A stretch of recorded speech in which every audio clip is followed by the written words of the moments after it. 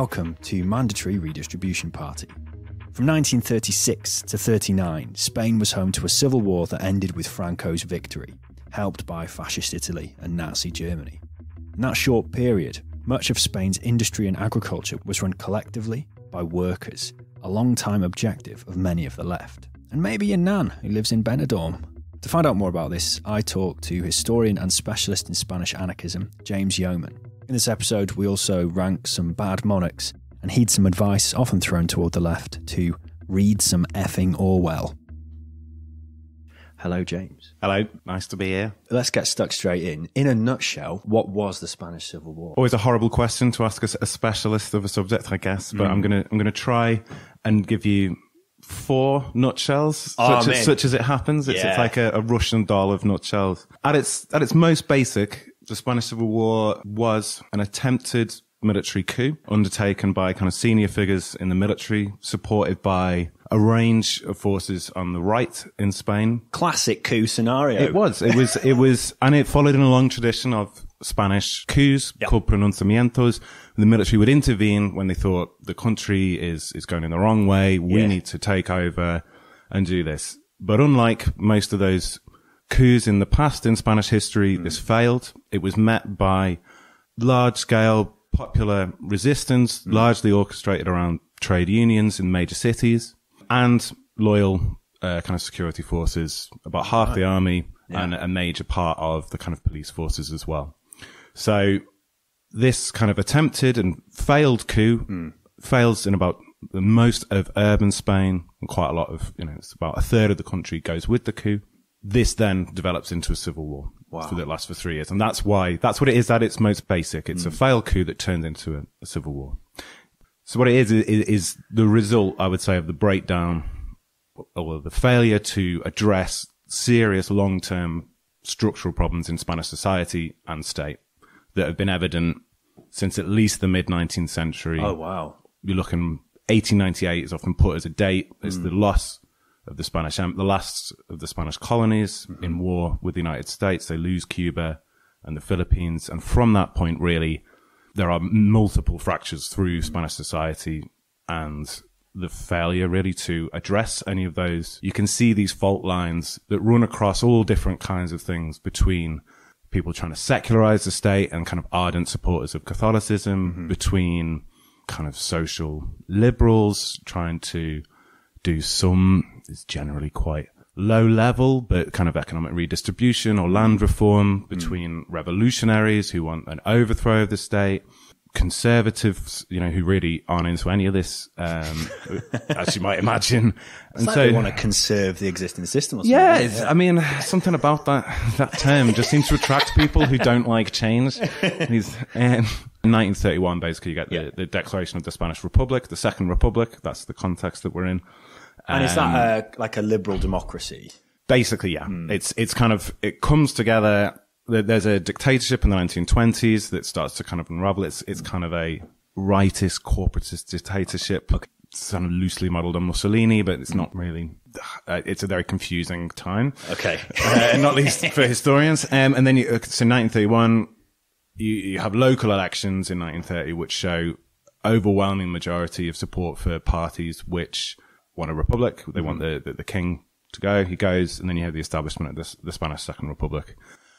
Generally based around the axis of kind of center, left, middle class Republicans and the huge socialist movement in Spain, the PSOE. And they kind of bring in this republic with the idea of, you could broadly see it in a tradition of, say, the French Revolution, ideas of secularism, secularizing the state, education reform, some sense of land reform, at the same time not really committed to economic redistribution in any sense. It doesn't kind of push beyond that idea. And particularly the kind of liberal Republicans at the heart of this have a very kind of state-centered view of how things change. Yeah. If they enact a law, then, if they pass a law that brings about land reform, then land reform will happen. Yeah. They pass a law that brings about land reform and it's totally rejected by all of the conservative elites in the countryside who just refuse to implement it. Yeah. And so you end up in this impasse really where the Republic isn't able or particularly willing to do the changes that will appease the people that supported it and is loathed increasingly by an increasingly growing population on the right as well, and the far left. Who are the main factions then? Everything's a result in the short term of a reaction to this fascist coup. So what's their agenda to start off with, and then we can get into who the other groups are. So on the right. Yeah, on the right. Sure, the ones who did that coup initially, or attempted coup. So again, I guess, as is any historian's one, I'm going to keep going backwards away from the actual point that we want to talk about. But with context, got to put it in context. But we're in the Republic still, and it's basically you have some monarchists left over who don't, who never liked the Republic to begin with. Right. They're quite a small faction because, not least because the king is a bit of a drip. Okay. And no one genuinely really cares that much about him. But they're there. Where do you rank him? Is he below Nicholas II in terms of monarch quality? It's pretty awful. I mean, I'm not an expert, but Alfonso XIII is generally regarded as a complete disaster in most. I don't know if you care about monarchy, how they do it. Yeah, I assume all our listeners have a monarch ranking. I guess Nicholas II would be higher in terms of significance, but they're they'd get on. I think they're probably related or something. Yeah. But, divine right, big divine right head. Yeah, and just thought it was his prerogative to do what he wanted, and deeply corrupt and involved in kind of disgusting colonial practices, and just an all-round bad egg. Do you like jewel-encrusted hats? Do you like the taste of regal boot? Do you like stuff that's hereditary? Diseases? Not like coriander. Then you'll love monarchy. This is the official mandatory redistribution party Despicable Monarch Countdown. It's clickbait, but it's in your ears. 5. Emperor Caligula of Rome allegedly engaged in incest with his sisters and actually declared war on Neptune, god of the sea. Fuck the sea. 4. King Charles I of England. As well as trying to impose the Church of England on Scotland, he pissed off the English ruling class so much they cut his head off. Owned. 3. King Eric XIV of Sweden. Eric was so paranoid he arrested his own brother, sentenced a prominent family to death for no reason, then killed one of said family himself. He then fled to the woods where they found him a few days later dressed as a peasant. Relatable. 2. Tsar Nicholas II of Russia. Nicholas's numerous bad decisions, which included befriending a sex pest with magical powers and sending horseback swordsmen toward German machine guns, ended his family's 3 centuries in power. Fucked it. 1. King Leopold of Belgium. Under the pretense of missionary work, this piece of shit enslaved the people of the Congo, killing and torturing between 8 and 15 million people. Evil scum.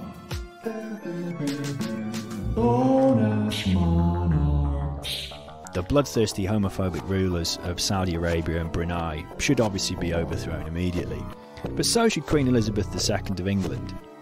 Monarchy doesn't suck because individual monarchs are bad. It sucks because it represents inherited power and wealth. It perpetuates class hierarchy, and because they always have terrible taste. Except Emperor Palpatine. That guy had an aesthetic.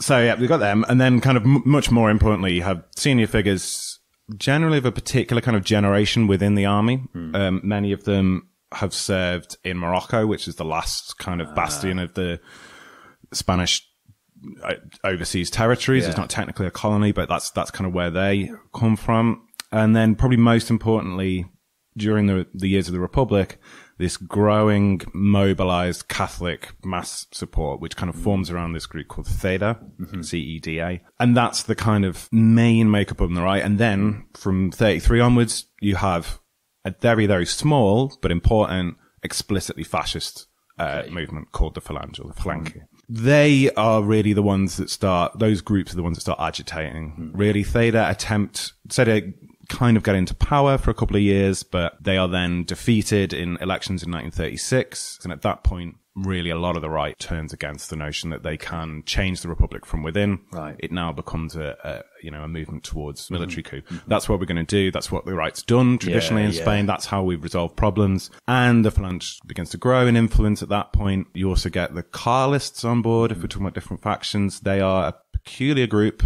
I'm not an expert, but I'd say one of the few groups in kind of 20th century Europe that call for return to absolutist monarchy. Oh, wow. Like they are dead into really like ultra reactionary supporters of it's a very tedious story, but supporters of an alternative royal line around this guy called Carlos in the 19th century. They're mainly based in the Basque region of Navarre in the north. Nice. And they've got like the true king, the rightful heir narrative going on. They kind of give up on that quite quickly. Like they don't think it's a real, I think they kind of know that they're not going to bring the pretender or the Carlos line to power, but nevertheless they get on board because they are deeply Catholic. They are deeply hostile to the Republic, which they see as, and this goes throughout the right, they see it as the first step towards communism. Democracy means there's more workers, there's more working class people than there are rich people. And if everyone has one vote, then the logical conclusion of democracy is communism. Now, obviously, it doesn't quite play out like that. But early 20th century, people think that, don't they? And some of their analyses, of say like the Republic, as well as that, they're not always against them. They don't see what's coming. The left are going to take over. And I'd say the one thing that binds this together is their hostility to the Republic's secularization agenda and land reform agenda. It's those big points that they on like that goes across the right, and they see the Republic as, embodying this kind of liberal tradition that they loathe. Okay. Essentially. Before we get into the left factions, then, my question is, what are the liberals doing? Because this sounds, that kind of secular republic, that sounds like a liberal project. And is there a big centre ground liberal group? Politically, yes, but in a kind of mass support way, no. Right. Okay. So that kind of form, some Republicans kind of break to the right once the things come down to it and you have to choose. I would say most probably are on centre left-ish. Okay. And they're the ones that kind of bring the Republic about, backed by the socialists of the PSOE, but they very quickly stop participating very much in the Republic. So it's them that's holding on to this not particularly stable state formation of the Second Republic. In a way, almost as much as kind of defense of the church becomes such a big deal on the right, what kind of unites the parliamentary left and the Senate left is a desire for secularization, a desire to remove that out. And I'm not saying that this is the only factor in this, but those kind of middle Republicans are extremely hostile to economic reform. There's no sense of like a progressive taxation being brought in Spain. Land reform, as I've said, kind of falls very far short of what it is. And this is because, again, these people in the center, they have some of the political power, but they don't have mass support, and they're wary of it. Yeah. They're coming from a tradition, again, of distrust of mass politics. At a time when mass politics is happening, whether they like it or not. And they don't have that constituency. And this is played out very quickly into the Civil War. So the people who stop the coup are more the real left rather than the centre. Well, not, whatever that means. The left broadly. Okay. Who are these guys? So we'll start with the PSOE, the socialist left, who the biggest analogy we can make would be with Labour. To an extent. They're slightly different to Labour, but that kind of party. Committed to parliamentary change on the whole. They do get more radicalized. There's a bit of a split within them between the parliamentary ring and the kind of union wing. The union is the UGT. Again, you could loosely compare it to the TUC. But the question really of what the socialists want is one that's not really that clear. Oh, nice. Like it's one of the main kind of weaknesses of it. They're huge. And they're often kind of, in the Civil War, you don't often think about the PSOE, but they're the largest probably of all the working class kind of movements and organizations. It is unclear what their program is or what they hope to achieve by a lot of things. Nationalization, sort of, old Labour Clause 4 stuff? Are they at times? But it's hard. So like their kind of radical leader, Largo Caballero, I mean, he cooperates with the dictatorship in the 1920s, which is problematic. And then But he's still called the Spanish Lenin by some. And he, you know, again, it's hard to pin the PSOE down. If you look at them in power, what they seem to be doing is supporting the status quo, supporting the Republic, basically, so that the Republic can continue. But their membership wants them to be far more radical, wants them to be far more to the left. That sounds where they familiar. are. They've got a huge, so they've got a huge social base, unlike the Liberals then, because they've got all the unions and the workers' movement behind them. But not all, but a big chunk. Yeah. Yeah. Okay. So there's them. Yeah. Then you have I don't know which order we should do it. We'll go to the anarchists next, because, you know, that's my... I feel or do you want to leave them? I feel like we'll build up to the best. I feel like I might put in the notes for this episode, like a sheet for the listener to fill in. Acronyms. Man, there's so many acronyms. I think it's in George Orwell when he said there's a plague of acronyms. We'll see how that goes. So there's a very, very small, rather like, no, not like this comparison, but rather like the Phalange, the fascists, there's a very small communist movement. Okay. So the actual kind of far left, they are very small before the war and grow significantly in influence during the war. So we park them a bit as we're at the kind of opening stages. So they exist, but they're influential only in a couple of areas. Are they, like you said earlier, that it is a civil war and it's mainly national, but are we talking like Soviet style, more authoritarian? Are they like following the Soviet line? Like this is communist, right? Okay, more or those less, guys. Yeah. Okay. Loosely speaking, you can put them. The PCE they are. Yeah. Another acronym for you. You can put them in that kind of world. Yeah. There's then a dissident communist faction, the POUM, the POUM, made famous by George Orwell, who went to fight for them because he wrote a book. Yeah. I've read that. I thought it was really good, and then I recently found out that he got his notes confiscated and did it from memory. But I mean, you're an actual historian of it. Is it a useful source? Like, would you recommend people read it or? I would, yeah. And as Orwell says in it, I would read it bearing in mind that it isn't the only perspective that you can read on. I think for some people, their knowledge of the Civil War begins and ends with Orwell, which I think is problematic. But as an eyewitness goes, I think he's wrong in lots of his analysis, but again, that's fine. Yeah.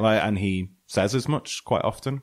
Yeah. I think, you know, definitely. And he writes brilliantly. Like it's fantastic to read. And he's in the POUM, not the super authoritarian communists then? No, they would, generally speaking, they're kind of called Trotskyists. Okay. Or they get called quasi-Trotskyists because they fell out with Trotsky himself. Andrei Nin, who is their leader, was briefly Trotsky's secretary in Russia. Oh, that's interesting. So they're there predominantly in Catalonia. And then you have the enormous anarcho-syndicalist movement. Okay. As the other kind of big block there on the left. So explain what anarcho-syndicalism means. It might mean, I mean, that's a big question. Maybe just in the context of Spain. Sure. What does that mean? Anarchism has a long tradition in Spain. The first international in the kind of mid-19th century. In most countries, it tends towards a more either Marxist or social democracy side. In Spain, it tends more towards a Bakuninist anarchist kind of side. Okay. And it keeps that kind of tradition for a long time. So unlike quite a lot of places, unionism and union organization is, in many areas in Spain, generally done under anarchist principles. Right. Which creates numerous problems and conflicts. How do you organize in a mass way along anarchist principles? And this kind of follows the movement throughout its history. How do you bridge that issue, such as it is? They have kind of attempts at this. You can read my book if you want to hear about it in the 19th century. That will move quicker than that. And then in 1910 to 11, you get the formation of the CNT, the Confederación Nacional del Trabajo. That is the big anarcho-syndicalist formation. If you're trying to think of analogies, sort of like the TUC, except obviously with very different politics. So it's lots of unions. Yeah, huge amount of unions go in to support it there. And what the principle is basically, anarcho-syndicalism, they want anarchist ends, they want to abolish the state, they want to level all relations of power, including gender relations and imperial relations, and this expansive kind of libertarian goal. Yeah. To clarify, good libertarianism, the use of libertarian to refer to like Ayn Rand and all that is now infecting this country. Yeah. In Europe, that's not historically what it's meant. No. You'd never have it used in that way. They call themselves libertarian. Yeah. But they're not fond of capitalism, which is quite a big problem. My go-to thing of trying to explain the difference between anarchism and say Marxism would be like, rather than economics being the main and sole kind of drive, but this is very vulgar Marxism. Yeah.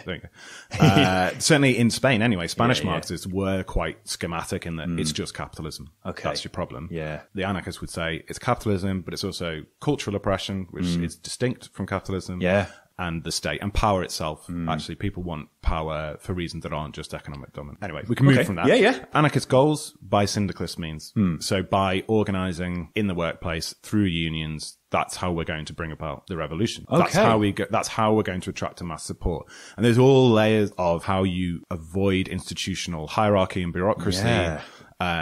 Delegates often will last 6 months or a year. There's lots of different organizational principles that try to avoid what they loathe, the idea of a kind of sclerotic union leadership. Yeah. It's highly federated. The CNT, it has been claimed, doesn't really exist in some sense because it has little kind of overarching power to control the entire body. So it's not like Len McCluskey, and then, he's in charge and then he's got a bureaucracy around him. Like, obviously he's elected and he's got a democratic legitimacy within his union, but he's got, him and those surrounding him have got a significant degree of like control over what the union's policy is and etc. So it's not, they've tried to avoid that. They've tried to. Right. Yeah. So that throws up some problems. Definitely. And like problems that are never really resolved. Like say this balance is never wholly resolved. Yeah. Why I find it fascinating is less about kind of trying to show why it was right or wrong or whether it did the right thing at this juncture. Is to work out how they tried to navigate these problems, how they tried to get around these contradictions in between ideology and practice, and never really resolving that tension.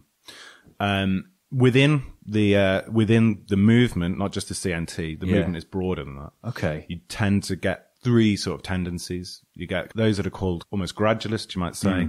Very, very keen on the union side of it. Yeah. They're quite fond of the Second Republic in some ways. You have purists who are predominantly, they would remove the syndicalist from their name. They're kind of full on anarchists principles. Yeah, they're not too keen on that side, on the kind of organization side. And then this group are called voluntarists who tend to be insurrectionary minded. Okay. Like they're there to kind of push the revolution forwards. And these different factions kind of wax and wane in their strength within the CNT. You also get in the mid 1920s another acronym, another group from it's the last one, as far as I'm aware.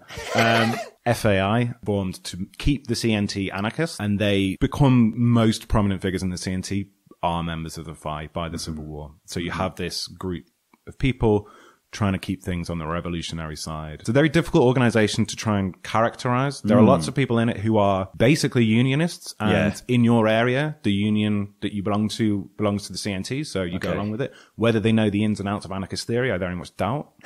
But then you do have these extreme, like hardcore anarchist theory bros. Yeah. So to say this is anarchist with a capital A, not so sure, but it's fascinating. One of the best stories, was told to me by Richard Clemenson, who's a great scholar, works at Leeds, was the FAI was actually founded apparently on a nudist beach in Valencia.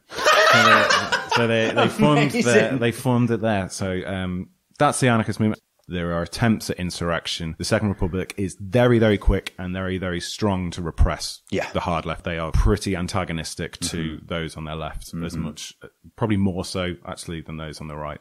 They're keener to clamp down on that. Oh, nice.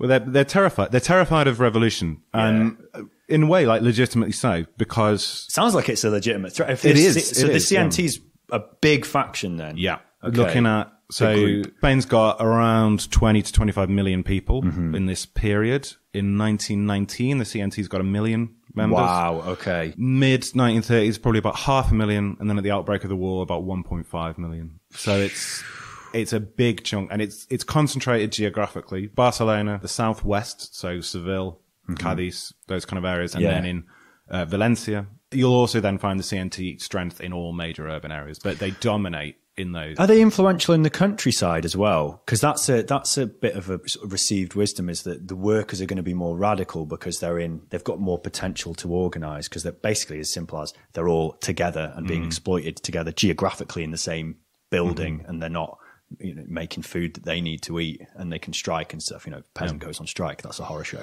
Are they influential in the countryside? Not enormously, but they do have some in larger towns, particularly in Andalusia, which is lots of rural work goes on there. The actual organization of kind of society tends to be in what are called agro towns, so they're big collection rather than kind of villages dotted around. And they do tend to have a big CNT presence, but they are not, I don't think they're anything like as strong with rural workers as is sometimes portrayed. Okay. The movement is sometimes portrayed as one of landless laborers. Yeah. But it doesn't hold up. And when the socialists try and organize in the countryside, which they do in the 1930s, they get sweeping success there, and they kind of mop up a lot of that rural peasant support. Right. So it varies. In Andalusia, yes. In other areas, less so with that rural support. Why do you think that? It's immense. I mean, if you look at the labor conditions in rural Spain, it's immensely difficult to organize. Like, it's semi-feudal in a lot of places, and there is an excess of labor. So, as you say, strikes don't work. Okay. It's less peasants, it's more landless laborers. When you have a huge surplus of labor, and that only is needed seasonally, it becomes very difficult to organize. Now, the ideas of anarchism are often quite popular, but to relatively limited success in terms of like turning that into mobilization. The CNT's successes are generally mass strikes. Right. In kind of industrial areas. So is that so the coup happens and then we get these mass strikes, and that's the epicenter of resistance to that right-wing coup. And that's successful in, not obviously everywhere, because then there wouldn't be a civil war, but that's successful in certain areas. And then you've got 3 years of war. So these factions, I guess, in their particular area, they attempt to apply a form of their beliefs in politics and economy. Yep. How did people organize their labor and their politics in these areas controlled by the left during the war? What follows a coup is basically, whether or not you want to call it the state collapses or it at least unravels quite dramatically, and kind of central political power is lost in the Republican zone to a large extent. Okay. And as you say, it's basically power is taken up by whoever steps into that vacuum. Okay. So in Madrid, which is a predominantly socialist city, there's the CNT presence there, but mainly socialist. And it's also obviously where the national government is. It quite quickly becomes the site of the kind of re-establishment of the Spanish state. There isn't a huge amount of social revolutionary change there. In Barcelona, it's the CNT really, that faces down the military coup.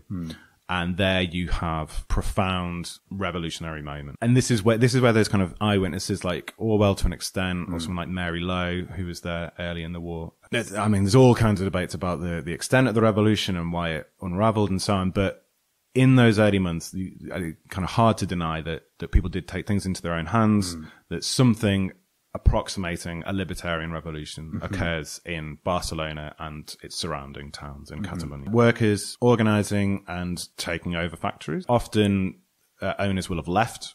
Okay. Like if they're rightists, they will have left, or they will have been shot. Yeah. Or they are just kind of removed from power.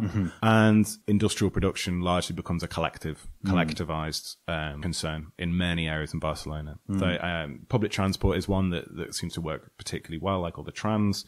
They'll get painted with black and red, and they go around, and they're collectivized and so on. So you get this industrial collectivization there, which, as much as it is according to some kind of anarchist principles, it is also a response to the situation. Yeah. That, like, things need to happen, you know, like industry needs to function, and there's no one telling anyone what to do. So people do it themselves. And it just works. Yeah.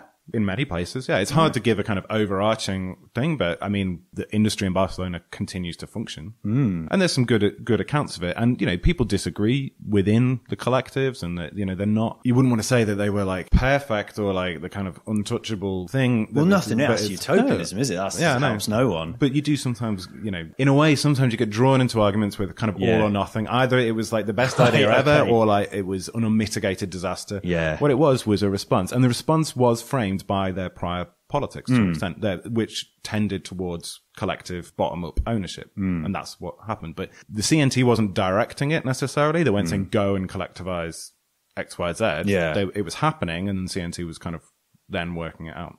So the CNT has power, basically, in the streets of Barcelona, and they are essentially offered power by the leader of the Catalan regional government, who says, you are masters of the city. Yeah. It's yours. And well, so they have de facto power, and then the person who has like de jure power basically goes, well, actually, There you go. Rather than just trying to cling on pointlessly. Yeah. But this then, this is one of the key moments. It's exposing them, well, what do you do then if you're an anarchist group, organisation, so on? Oh, and you've been given the state. De jure power.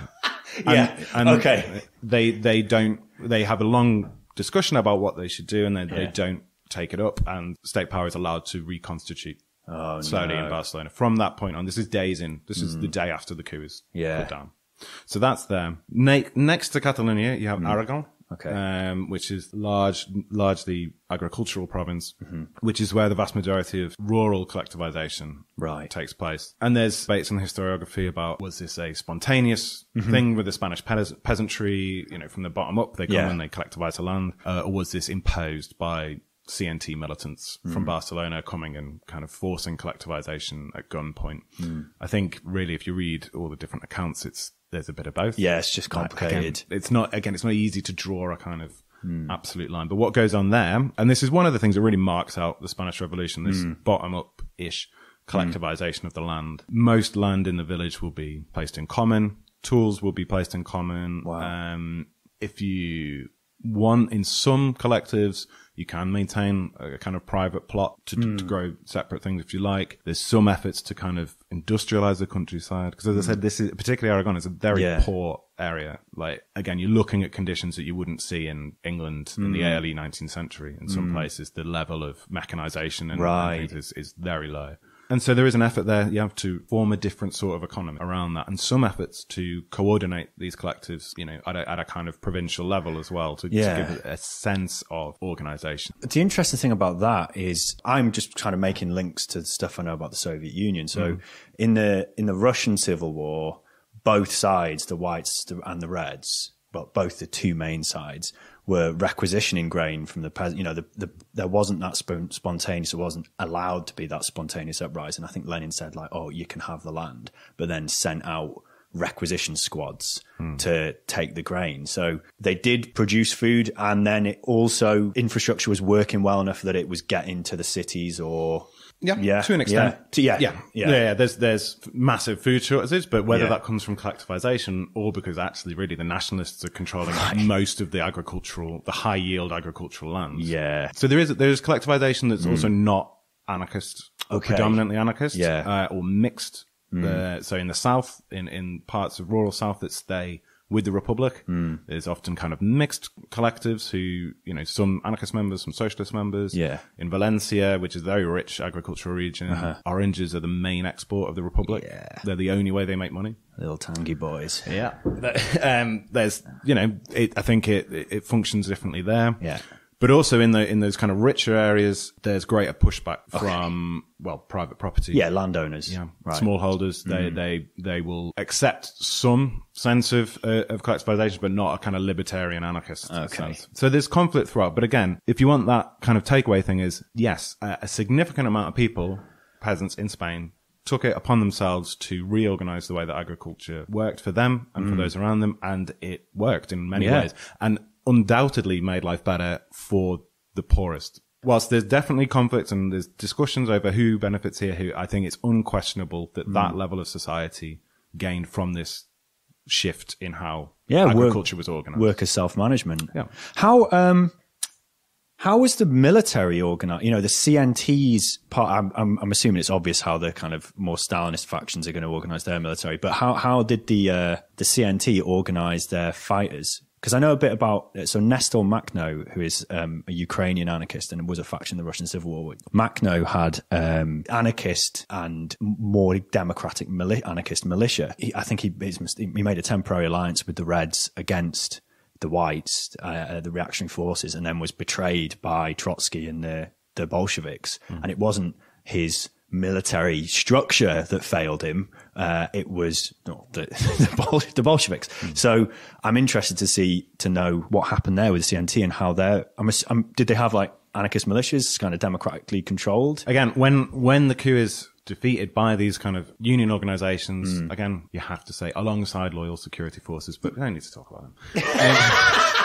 They were important, but it's less interesting. So And so, yeah, all of these factions that we spoke about earlier Right. have their militias. Okay. They have the communist militias, who are particularly well organized Yeah. and well drilled, socialist militias, and CNT militia columns, huge ones forming in Barcelona. And they go off. It ties into the collectivization debate as well, because they leave Barcelona for Yeah. Aragon Right. to try and capture Zaragoza, Yeah. which is a big CNT city, but it falls to the uprising, to the coup.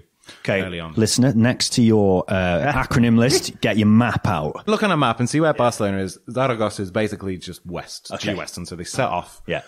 Famously, the column led by Durruti, one of these kind of voluntarists I mentioned earlier, these people like armed insurrectionary Yeah. anarchists, thousands of people, again, no military hierarchy, discipline. It's meant to be a spontaneous movement of the people.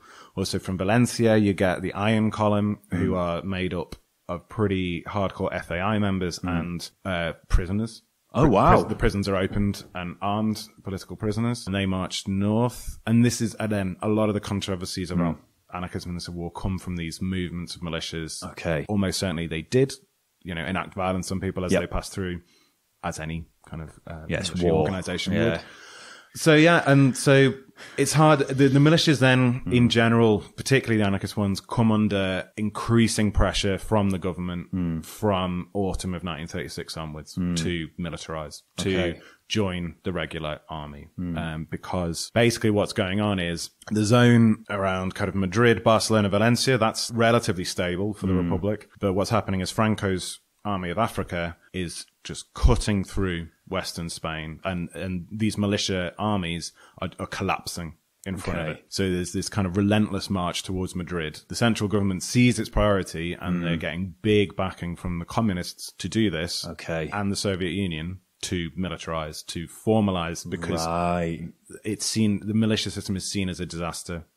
It's hard to judge because it doesn't last long enough in a way, or there wasn't like an alternative system presented. Durruti himself seems to go a little bit back and forward about what he thinks should happen. He's seen to, on the one hand, resist militarization, but then sometimes doesn't really do that. So by militarization, we mean a rigid hierarchy as you'd see in a normal army, as opposed to uniforms, discipline, no like voting on what you do, and all of these things that have been part of militia life, and why many people joined up in the first place. And many leave as this militarization increases. Durruti dies during the siege of Madrid, and that's seen as a, that is a big moment. He then becomes a figure for more or less anyone. And everyone projects what they want to happen. So then by spring 37, most of the militia columns have militarized. Wow, so quite early in the war. It's pretty quick. From the Leninist angle, I know that argument would always be, the thing Leninism's got is that Leninist revolutions succeed, I would say, on what criteria? But, you need a hierarchy to fight a hierarchy tends to be the argument, like, and I'm just interested of like, did they fail because they were democratic? Like, was that justification there? Because to my mind, it would probably be, like, if I was Stalin at this point, I would basically say, well, you're not having guns unless you organize in the way I want. Because Stalin doesn't want anarchism, right? That is exactly what he said. All right. That's precisely. I'm sorry, I'm thinking like Stalin, which is now very worrying. Accurately, let's say. Yeah. The Soviet Union is the only international country, apart from Mexico, who do very early support the Republic, but what they can possibly do is quite limited. They send some quite old guns. Basically, yes, the Soviet Union is giving material and advisors to the Republic, and that is channeled very much to the PCE, to the Communist Party in Spain, and to the government, to the recognized government. And what they would say is, we're not giving it to you unless you militarize, which is a problem in Spain, which doesn't really have a massive arms industry. They start to get one together, or oil, particularly, or petroleum, and so they are, again, the terms of this support become increasingly apparent and important. That can be read, and has been read by some people, as a kind of, again, as this inevitability. This revolution was ridiculous. It could never survive in the context in which it was in. That's not my takeaway from it. I think basically, as you said, it was quite short that these militia columns, and you can say the same about collectivization. In October 36, collectivization is legalized by both the Catalan and central governments. Oh, right. But by legalization, they actually mean containment. They say, this is what you, from this point, only industry and land that's been taken from former fascists or rebels on the right can be collectivized. And by that point, it more or less all has. So there's to be no further reorganization of the economy. In a way, these two of the biggest kind of impacts of the revolution, the militia columns and the collectivization, within months, the turn is starting to move against them. The revolution is already kind of on the wane. Not inevitably. I don't think there's any sense that it's kind of destined to fail, but you can see this kind of taking place. We tried that again and again, and we know that it ends in death camps, gulags, repression and murder. In brief, and I say this with the greatest respect, please read some fucking Orwell. These are the words of disgraced comedian Robert Webb, writing in response to disgraced comedian Russell Brand's advocation of revolution. Webb seems to suggest that George Orwell would be hostile to socialist revolution, despite the fact that in Spain, Orwell fought with communists and anarchists in an actual revolutionary war. Though we can perhaps forgive Webb's misunderstanding, given his undergraduate study of English at the disgraced Cambridge University. What's for breakfast? A hot pint of brainworms. Again. Yay! In his 1941 essay, The Lion and the Unicorn, Orwell wrote, "The difference between socialism and capitalism is not primarily a difference of technique. One cannot simply change from one system to the other as one might install a new piece of machinery in a factory, and then carry on as before with the same people in positions of control. Obviously, there is also needed a complete shift of power. New blood, new men, new ideas. In the true sense of the word, a revolution.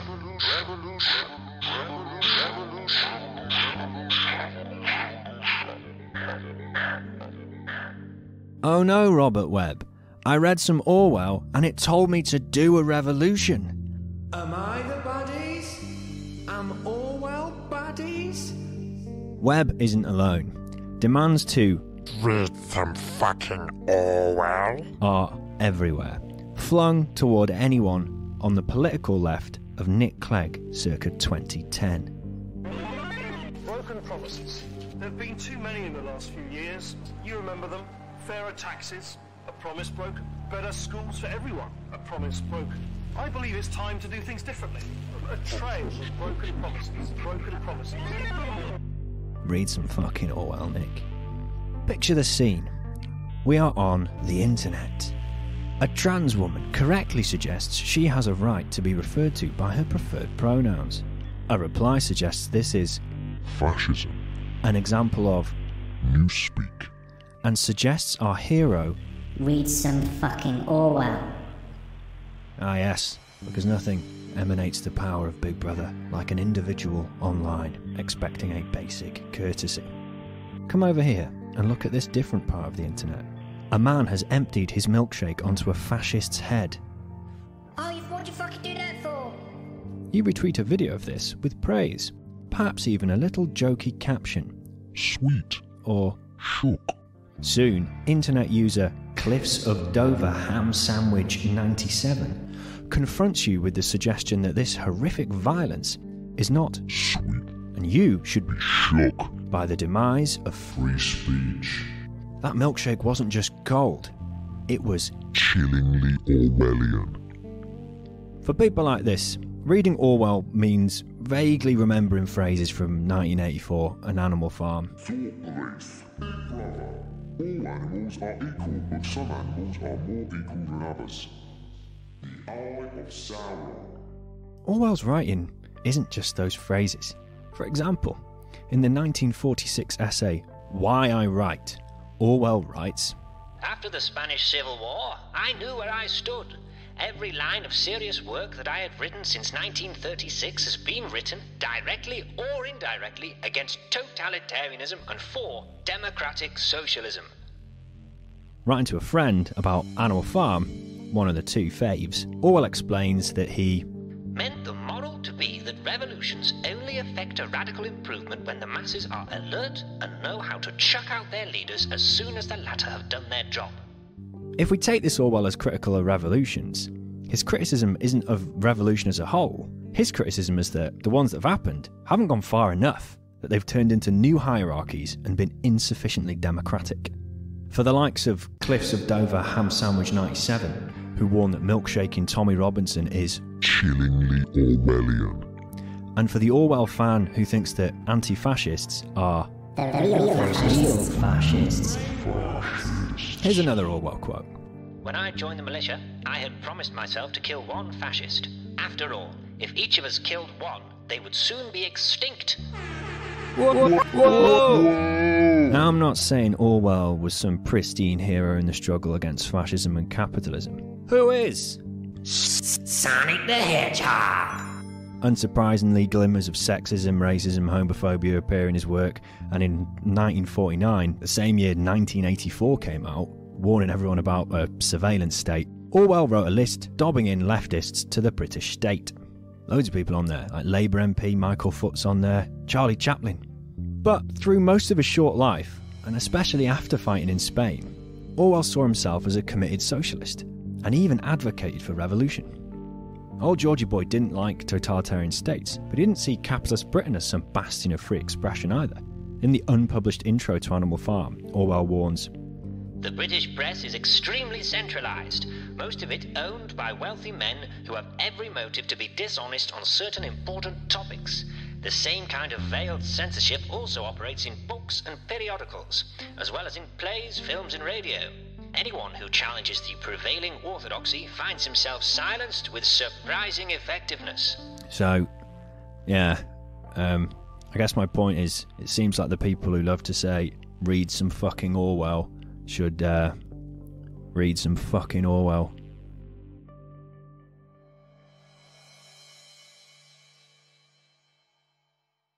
I don't know if you want to talk about the CNT entering government. You said before they were offered the de jure government control of the state, but basically declined it. Is that...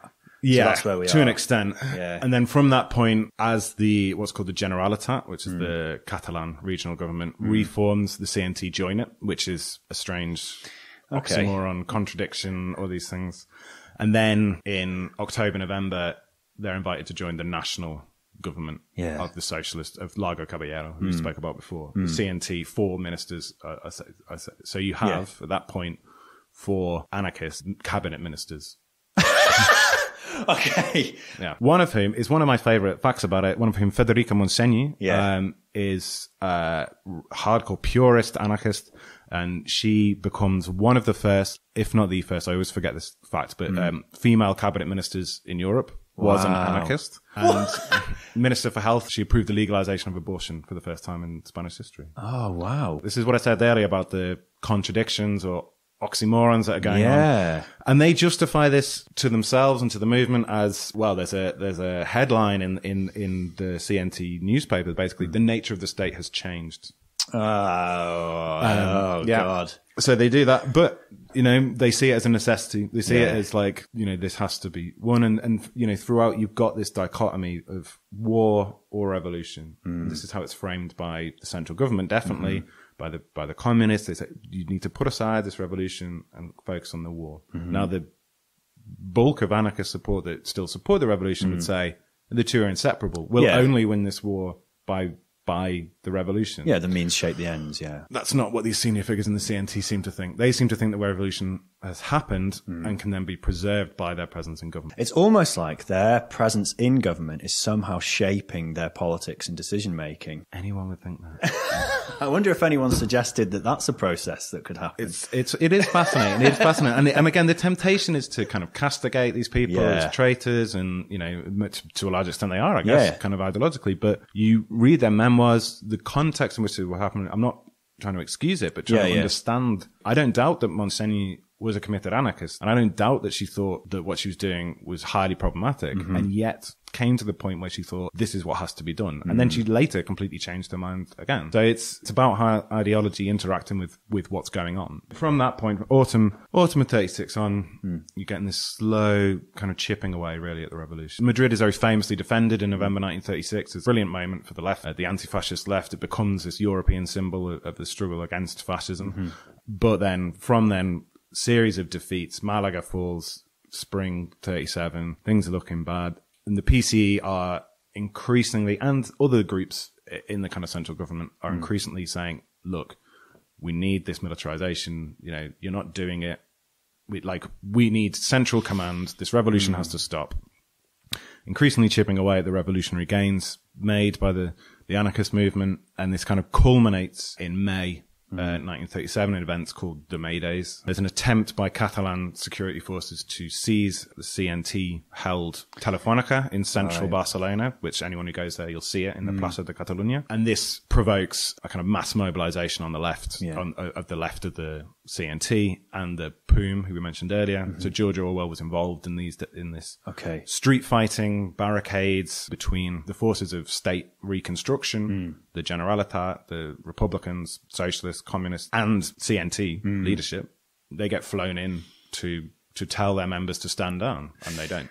Wow. And then you have like the kind of bulk of the CNT, popular support and radical on the left. It's kind of a stalemate for 4 or 5 days, and then the government brings in shock police troops, and they break it all up. And that's seen as the kind of the symbolic end of the revolution. It's where the CNT's power in the street has gone.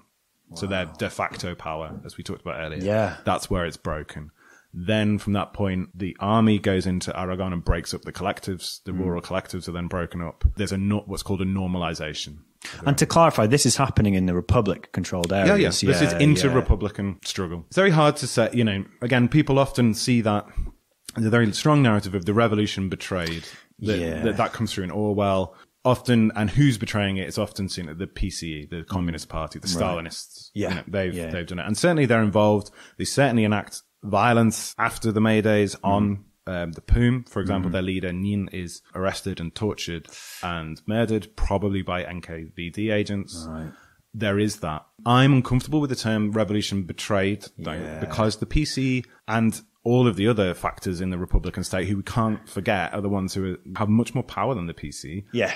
They never wanted the revolution in the first place. So they're not betraying it. They've always been against it. If anyone did, it's probably the CNT leadership. And even then, I think it's slightly unfair. It's more, as I said, it's the culmination of anti-statist and statist developments that have been going on. And they reached this crescendo in the spring of 37. You can read accounts, and it's like, you'd imagine that CNT just ceases to exist. It's still a huge organization. It just doesn't have that power. 37, that's the end of that. And the war goes on for another 2 years. Oh, nice. But, you know, that's the kind of nuts and bolts of the revolutionary story. Yeah. One thing that, again, I'd also mention and want to get at, the big strand of it that I think is really important is the overturning in many areas of gender relations. Right. It's a big strand in the anarchist movement, like for kind of gender liberation, for gender equality. They have an organization kind of, it's not in the CNT, but kind of adjunct, called the Free Women, the Mujeres Libres. And they organize to fight sexism in society, but also within the anarchist movement, of which there's a lot. Okay. And it's very highly critical of kind of, you know, patriarchal practices within the CNT. Yeah. And, you know, they do an awful lot during the Civil War, lots of education projects, lots of, you know, mobilizing women, teaching them to read, in many cases, illiteracies, huge, particularly amongst women in Spain. You know, the idea that culture has power, people can be dominated by society in ways that aren't just, you know, the workplace or, you know, like, so that cultural emancipation is essential. It's not a revolution. It's not liberating women. And they weren't perfect about it, like certainly. But there's no other group on the left that paid even a fraction of the attention towards kind of women's liberation.